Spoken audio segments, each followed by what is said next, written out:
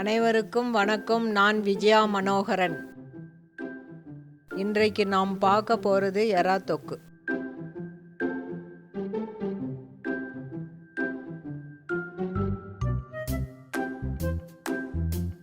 ஒரு கடாயில் 50 ml எண்ணெய் விடுங்க. இதில் 13 பல்லு பூண்டு சேர்த்துக்கோங்க. கட் பண்ணி வச்ச வெங்காயம் 4. இப்போ வெங்காயத்தை நல்லா மிக்ஸ் பண்ணிக்கோங்க. இந்த வெங்காயம் 7 நிமிஷம் நல்லா வதக்கணும்.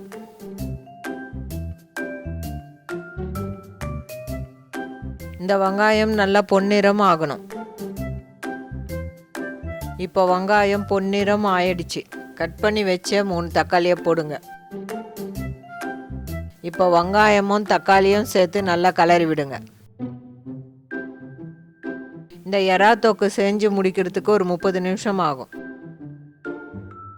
உப்பு தேவையான அளவு போடுங்க. நல்லா கலந்து விட்டுக்கோங்க. மஞ்சள் தூள் 1/2 டீஸ்பூன், தனியா கலந்த மிளகாத்தூள் 4 டீஸ்பூன். இதெல்லாம் ஒன்றா சேர்ந்து நல்லா கலந்து விட்டுக்கோங்க.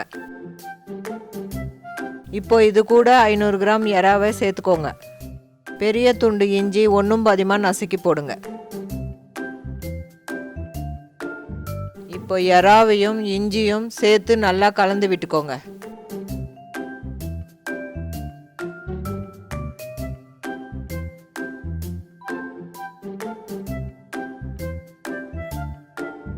இப்போ நல்லா கலந்து விட்டுட்டு 100 ml தண்ணி விடுங்க.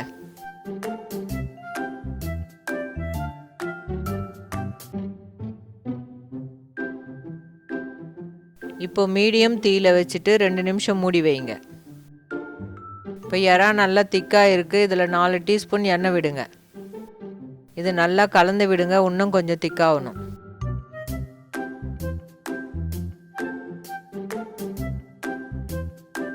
இப்போ எறா நல்லா திக்காயிடுச்சு. இப்போ எறா தொக்கு ரெடி ஆயிடுச்சு. இதை நீங்கள் வீட்டில் ட்ரை பண்ணி பாருங்கள்.